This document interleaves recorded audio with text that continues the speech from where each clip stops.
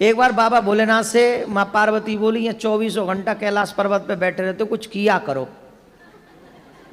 दुनिया के पति बहुत कुछ करते हैं, कोई इंजीनियर है, कोई डॉक्टर है, कोई कुछ है, कोई कुछ है, और तुम यहाँ अकेले बैठे रहते हो। किसी भी पत्नी को पूछो तुम्हारा पति क्या करता है, बोले बैठा रहता है। ये ठीक नहीं है, कुछ करो जिससे मेरी भी इमेज बढ़े। बाबा बोले अब हम क्या करें, बोले कुछ तो करो। बोले क्या करें, बोले खेती करो। खेती करें, बोले हाँ। तो खेती के लिए तो 2 बैल चाहिए, हम पे तो एक ही बैल है। बोले एक बैल तो ये, और कृष्ण जी से तुम्हारी बड़ी पड़ती है, उन पे गैया ही गैया, नंदी नंदी है, एक नंदी उनसे ले लो और उन्हीं से खेत ले लेना, वहीं खेती करो। पर याद रखना कृष्ण बड़ा चालाक है, सावधानी रखना। बोले क्या सावधानी रखना, उनसे ये कहना ऊपर ऊपर की फसल हमारी और नीचे की तुम्हारी। राधे हर हर महादेव। एक बार श्री पार्वती मैया जी के कहने पे हमारे प्यारे भोले बाबा खेती करने का सोचते हैं, वो भी श्री कृष्ण कन्हैया के साथ मिलके।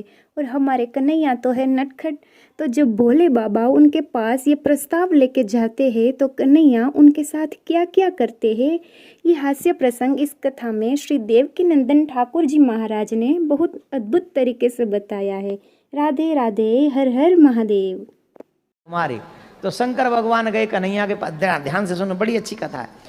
कन्हैया से बोले, कन्हैया ने कहा बाबा राम राम, बाबा आओ आओ, बाबा बाबा आओ आओ, राधे राधे बाबा। अरे कृष्ण जी बड़े जय जय, कैसे कैसे पधारे। बोले खेती करने का मन है। तो बोले करो बाबा। बोले अब एक वृषभ चाहिए। बोले एक क्यों, 10 ले लो, आप ही के। बोले चलो वृषभ भी ले लें और खेत भी तुम्हारा ही चाहिए। बोले ले लो खेत, जहां हल गाड़ दोगे सब तुम्हारा। पर कृष्ण एक बात समझ लेना, बात ध्यान से पक्की। बोले क्या, बोले ऊपर ऊपर की फसल हमारी और नीचे नीचे की तुम्हारी। भगवान बोले कोई बात नहीं, जो आप कहो सो। अब शंकर भगवान बोले हम आ गए, हमें पता तो है नहीं क्या बोए। बोले आलू बो दो।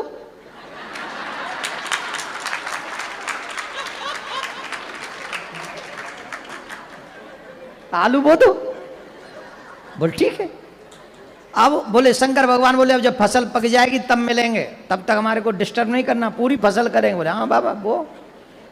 महाराज बाबा ने हल चलाया, बाबा ने आलू बोए, बाबा ने सब बढ़िया बढ़िया हो गया। अब जब फसल हो गई तो आलू निकाल दिए गए। अब ऊपर नीचे वाली तो छोड़नी है, ऊपर वाली फसल तो ऊपर क्या था, आलू के ऊपर क्या होता है। तो बोले ये लो।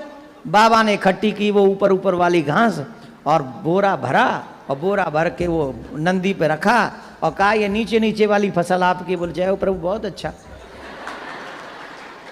आपको हमारा प्रणाम, और कभी खेती करनी हो तो आ जाना। बोला हाँ ठीक है आ जाएंगे। अब शंकर भगवान खेती के बाद फसल को लेकर पार्वती माँ के पास में गए और माँ पार्वती से कहा, पार्वती जी बड़ी खुश, बोरा लंबा है, बहुत बड़ा बोरा है, बड़ी खुश हुई, मेरे पति ने काम किया, खेती करी। तो देखा, बोले क्या खेती करी। बोले आलू बोए। आलू आलू, चलो कोई नहीं, लाओ आलू कहाँ है। अब उसमें देखो तो घास ही घास, आलू के ऊपर की हरी हरी पत्तियां, हरी हरी पत्तियां। बाबा से बोली माँ आलू कहाँ है। बोले आलू, तुमने नहीं कहा था ऊपर की फसल लाना, नीचे की फसल कन्हैया को दे आना। नीचे की फसल तो उसको दे, कन्हैया को दे आए हम। अरे भोले भंडारी, हम तुम्हारा क्या करें।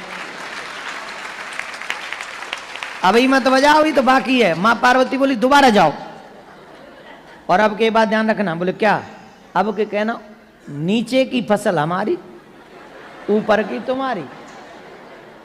फिर आए शंकर भगवान, बाबा से कहा कन्हैया ने, अरे बाबा पधारे, वाह वाह वाह, बाबा बताओ क्या सेवा करें।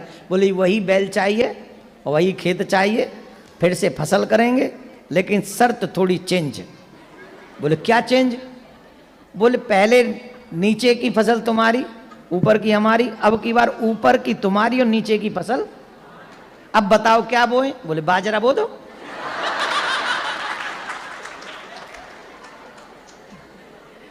बाजरा हो गया। बोले खेती के बाद ही मिलेगा। हाँ मिलना। बाजरा हो गया, ऊपर ऊपर की बाल रख ली भगवान ने, नीचे की वो काट काट के सरकंडे से नंदी के ऊपर रखे। नंदी बोले चले बाबा। बोले हाँ चलो, अब की बार तो बहुत लंबी है। चलो अब बड़े खुश हो जाएंगे देवी जी। अब गए महाराज, पार्वती मैया ने पूछा क्या बोया? बोले बाजरा।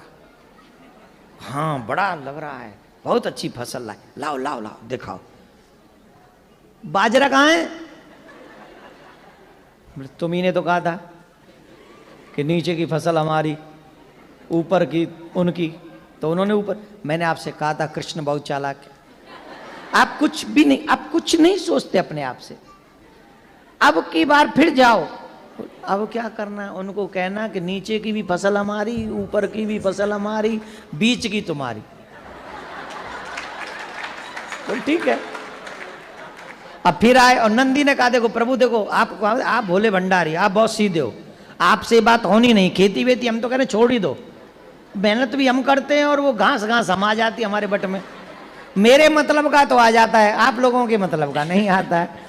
पर मैं कह रहा हूँ मत जाओ। बोले नहीं नहीं जाना तो पड़ेगा, तुम्हारी माँ ने कहा है, पत्नी की बात माननी चाहिए, रिस्पेक्ट करना चाहिए एवरी वुमेन्स का, स्पेशली वाइफ का तो बहुत ज़्यादा रिस्पेक्ट करना चाहिए। और यहाँ बेटा रिस्पेक्ट नहीं किया ना कनाडा में तो सीधा 199 है, हाँ है, और 911 है, हाँ। अरे कछू है, चूल्हे में जान दे कछू तो है, बहुत तगड़ा है मामला यहाँ का। तो बेटा यहाँ पंगा नहीं लेने का है, यहाँ पंगा लेने का नहीं, पैरी पौना किना दे, आई डोंट नो। तो फिर गए शंकर भगवान, भगवान बोले पधारो पधारो पधारो, अब क्या चाहिए? बोले वही बैल चाहिए, वही खेत चाहिए और बहुत अच्छा लगेगा, खेती करनी है। हाँ करो करो। ओ बोले ये इस बार शर्त चेंज। बोले अब क्या चेंज? बोले अब की बार नीचे की भी फसल हमारी और ऊपर की भी फसल हमारी। अब बताओ कन्हैया कौन सी फसल बोए? बोले मक्का बो दो।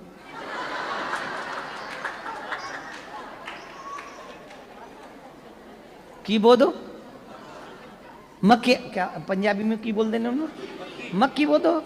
और इत्थे तो बड़ी खांदे ने मक्के दी रोटी ते सरसों दा साग। हा सोमवार के दिन नाम ले लिया क्या? थोड़ा रुक जाओ कल देखेंगे।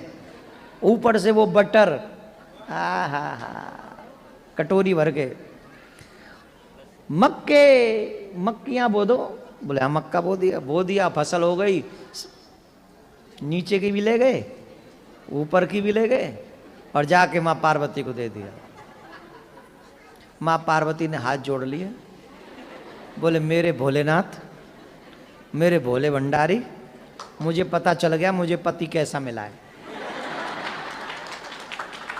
मुझे पति ऐसा मिला है दुनिया को तो बांट सकता है पर मुझे कुछ नहीं देगा, इसलिए आप रहने दो, ये आपके बस का नहीं है। मेरे बट में तो ये घास फूस है, ये देखेंगे।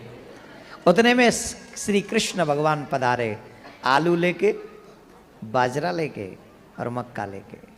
और भगवान श्री कृष्ण माँ पार्वती को प्रणाम करके कहते हैं माँ ये मेरे भोले भंडारी का स्वभाव है, प्रयास मेहनत खुद करते हैं पर बांट संसार में देते हैं, अपने लिए रखते नहीं,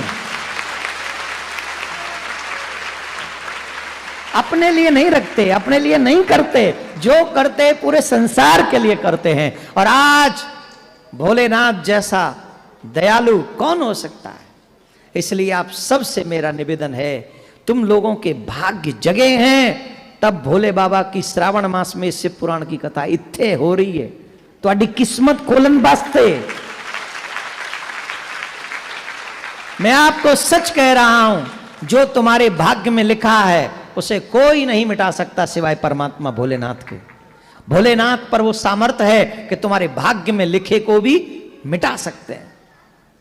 तो जिन जिन के भाग्य अच्छे करवाने हो, बुरी रेखाएं मिटवानी हो और कहें परलोक जिनको संभलवाना हो, आप सब अपने परिवारी जनों के साथ में एवरीडे शिव महापुराण की कथा। वैसे तो 3 दिन से एवरीडे आप बढ़कर आए, हर दिन बढ़े हैं, और यही आशा सनातनियों से रखूंगा और 6 दिन कि हर दिन आप बढ़ चढ़ कर आए